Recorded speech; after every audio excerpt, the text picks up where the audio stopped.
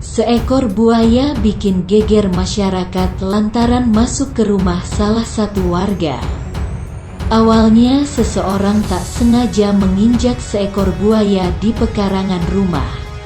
Buaya berukuran sekitar 1,5 meter itu kemudian lari ke dalam rumah. Sekitar 2 jam kemudian, buaya itu baru ditangkap warga dan dikembalikan ke sungai.